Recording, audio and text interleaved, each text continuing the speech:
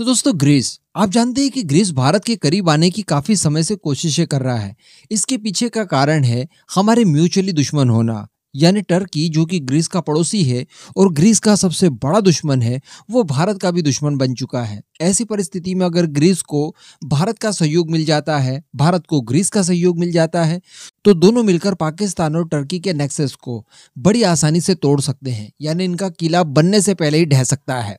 यही एक कारण देखा गया है कि पिछले कुछ सालों से ग्रीस बहुत ज्यादा कोशिशें कर रहा है भारत के करीब आने की। और ऐसा नहीं है कि ग्रीस की तरफ से ये चीजें एक तरफा की जा रही है, बल्कि भारत भी इस मामले को लेकर ग्रीस के काफी नजदीक जाकर पहुंच चुका है और कई क्षेत्रों में एक साथ सहयोग को बढ़ाए जा रहे हैं। आने वाले समय में हम लोग देखेंगे कि अर्मेनिया की भांति ही ग्रीस भी भारत से कई सारे डिफेंस इक्विपमेंट परचेस करेगा। डेफिनेटली भारत की जो डिफेंस इक्विपमेंट है वो ग्रीस को काफी रिजनेबल रेट पर और काफी ज्यादा अच्छी क्वालिटी के साथ मिलने वाले हैं। लेकिन इससे पहले ग्रीस ने खबर दे दी है। खबर क्या है यार, इससे गुड न्यूज ही कहना चाहिए, क्योंकि अकेली इस गुड न्यूज को जानने के बाद आप खुद समझ जाएंगे कि एक बार में, एक ही झटके में किस तरह से पाकिस्तान, अमेरिका और टर्की तीनों देश हार गए हैं। जी हाँ, भारत और ग्रीस का जो बवंडर चला है, इसमें पाकिस्तान, टर्की और अमेरिका तीनों की हालत खराब हो गई है। वो क्या है, आगे आप वीडियो में जानिए।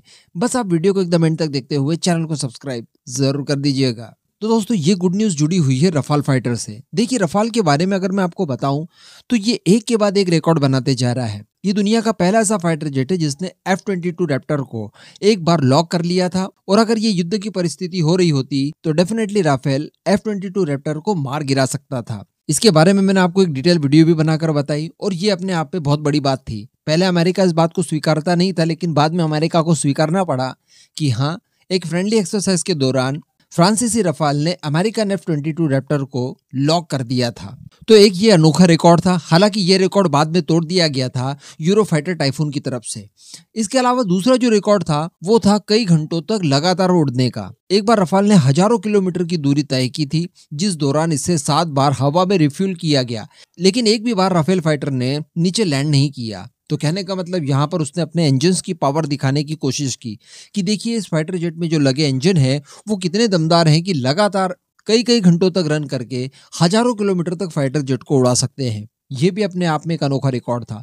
लेकिन अभी एक और रिकॉर्ड बना लिया है। अभी बताया जा रहा है कि ग्रीस में दरअसल एक फ्रेंडली एक्सरसाइज हुई और इस एक्सरसाइज में होती है एक डॉग फाइट। इस डॉग फाइट में पार्टिसिपेट कर रहे थे ग्रीस के ही F-16 और ग्रीस के ही रफाल। आप जानते हैं कि ग्रीस रफाल का और F-16 दोनों का यूजर है काफी लंबे समय तक।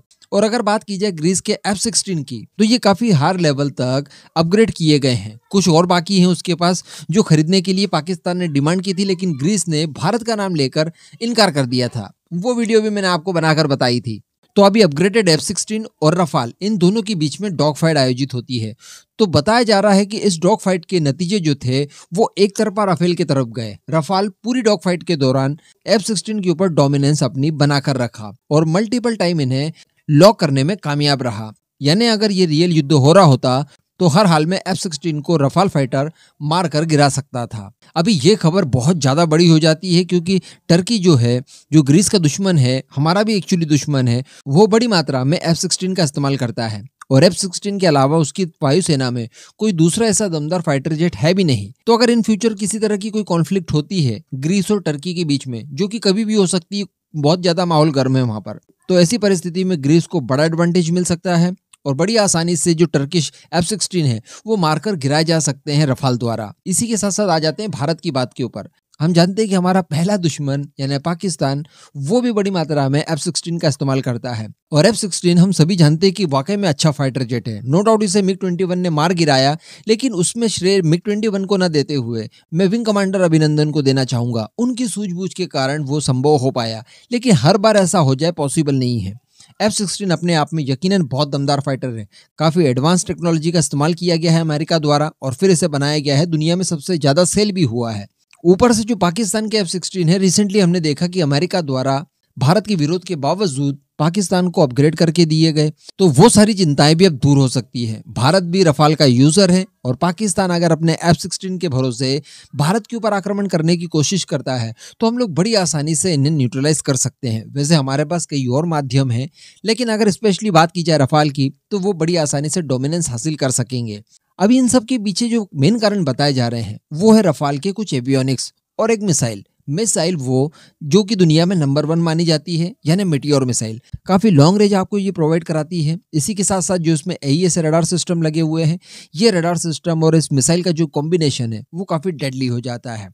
इसी के साथ-साथ रफाल की जो सिचुएशनल अवेयरनेस बढ़ाने वाला काम है, वो करता है इसका स्पेक्ट्रा वॉरफेयर सूट, और वो भी काफ़ी ज़्यादा दमदार है।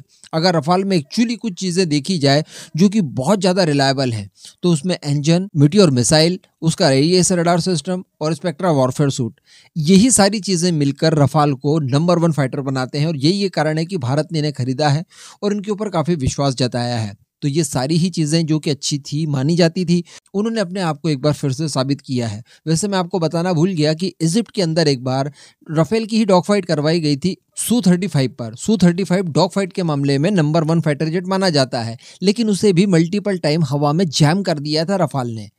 तो ये भी एक अनोखा रिकॉर्ड था इसके नाम पर। कहने का मतलब रफाल खरीद कर बहुत अच्छा किया है भारत ने। आई होप कि जल्दी से हम लोग एडिशनल रफाल भी खरीद लें, ताकि जब तक हमारे खुद के फाइटर जेट बनकर तैयार नहीं हो जाते, तब तक ये भारत की सीमाओं की सुरक्षा बहुत अच्छे से कर पाएंगे। अब इस गुड न्यूज़ के ऊपर आपका क्या मानना है? नीचे कमेंट करके ज़रूर बताइएगा।